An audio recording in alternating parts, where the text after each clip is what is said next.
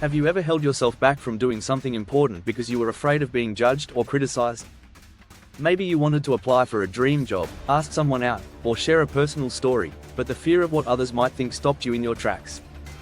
If you've ever felt that way, you're not alone. Many of us spend our lives trapped by the fear of vulnerability and the power of shame. But according to Dr. Brené Brown, a renowned researcher on vulnerability and shame, there's another way.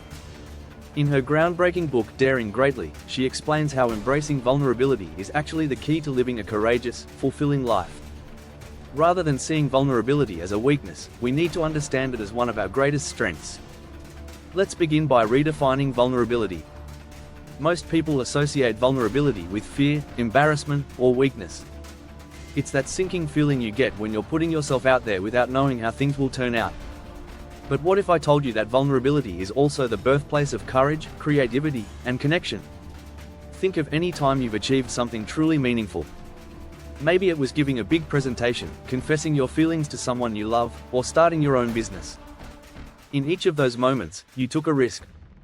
You didn't know if you would succeed or fail, but you chose to move forward anyway. That's vulnerability in action. Brené Brown explains that we can't experience true joy, belonging, or love without vulnerability. Why?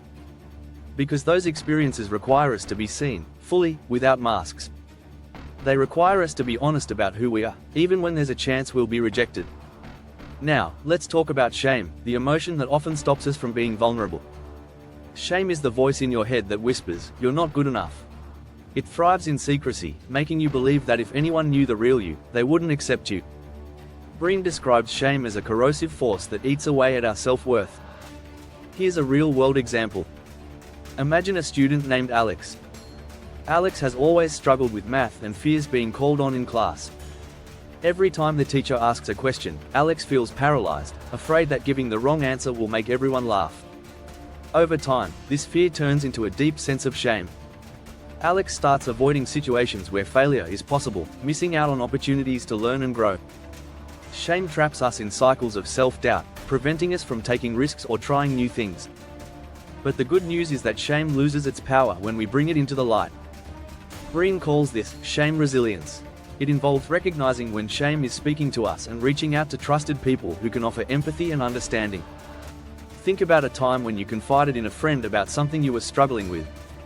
At first, you might have felt nervous, but after opening up, you probably felt a sense of relief. That's because vulnerability creates connection. When someone listens without judgment, it reassures you that you're not alone, and that your struggles don't define you. So, how do we cultivate more courage and resilience in our lives? Brené outlines several key steps. First, we need to practice self-compassion. Many of us are our own harshest critics. When we make mistakes, we mentally berate ourselves in ways we would never speak to a friend. Self-compassion means offering ourselves kindness and understanding instead of judgment. It's reminding ourselves that imperfection is part of being human. Next, we need to redefine failure. Society often teaches us that failure is something to avoid at all costs. But in reality, failure is a natural part of growth. Every successful person has faced setbacks along the way. Thomas Edison famously said, "I have not failed. I've just found 10,000 ways that won't work." By reframing failure as a learning opportunity, we can overcome the fear of trying. Another powerful tool is gratitude.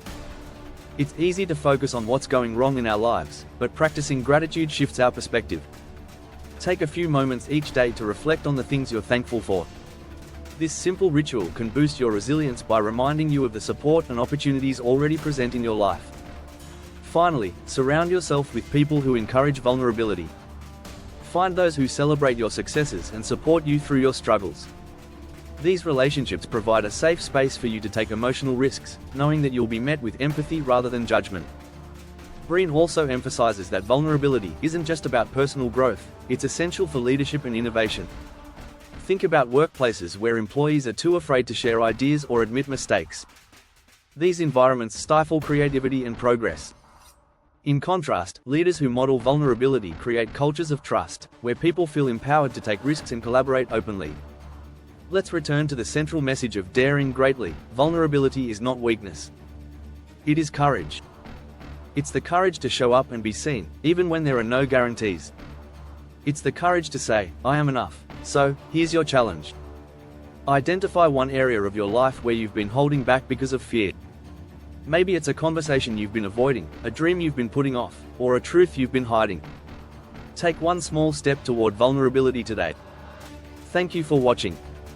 If this message resonated with you, give the video a thumbs up, subscribe for more life-changing insights, and hit that notification bell. Remember, the courage to live a bold and authentic life is already within you. Keep daring greatly.